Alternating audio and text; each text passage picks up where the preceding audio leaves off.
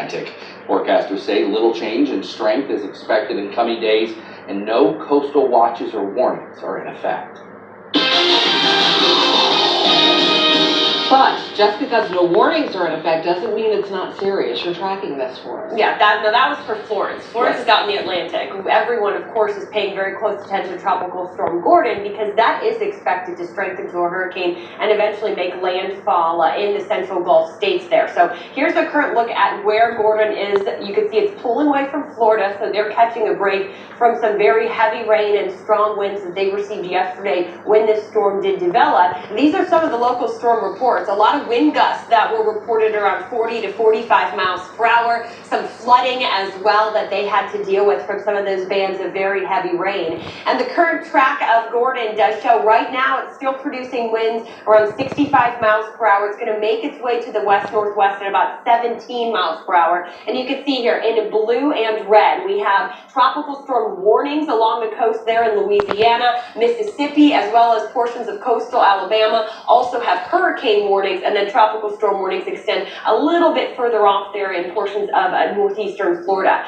So this is really expected to strengthen to a Category 1, and then as it makes and moves on land late tonight into early tomorrow morning, it will weaken once it does make landfall. But storm surge, heavy rain, hurricane force winds, all going to be a big threat there, as you can see moving into tonight. It will weaken over the next several days, and eventually some of that lingering energy will help to produce rain here in the Miami Valley. Once again, not expecting big impacts, but a wet end to our weekend is something we're going to be watching here locally. Now, temperature-wise, we're sitting at 72 degrees right now. In the Miami Valley, our story is still dominated by high pressure and heat. And looking at live Doppler 7 radar, we're not tracking rain right now, but similar to yesterday's setup, as we heat up and become unstable through the afternoon, we will see the chance for some thunderstorms. So here's Futurecast, keeps us dry through lunch, but after lunch, we'll start to see these clouds bubble up, and we'll also see the threat for some pop-up downpours, even a stray thunderstorm that could develop in the late afternoon hours. Temperatures as you head out the door this morning, sending the kids off to the bus stop. Keep in mind, we are sitting in the 70s right now. Our school day forecast looking at not only how hot it is, but how humid it will be. This morning, the heat index is not a big factor, but by lunchtime, it will already feel like we're sitting at 91 degrees. And then by the end of the school day, it'll feel like it's 97. So that's something to watch out for, of course, is how the heat index also increases as the temperature does this afternoon. Air temperature across the Miami Valley, 92 in Dayton, 91 in Fairborn and Xenia, will be around 90 degrees in Sydney. And Futurecast heading into tomorrow morning.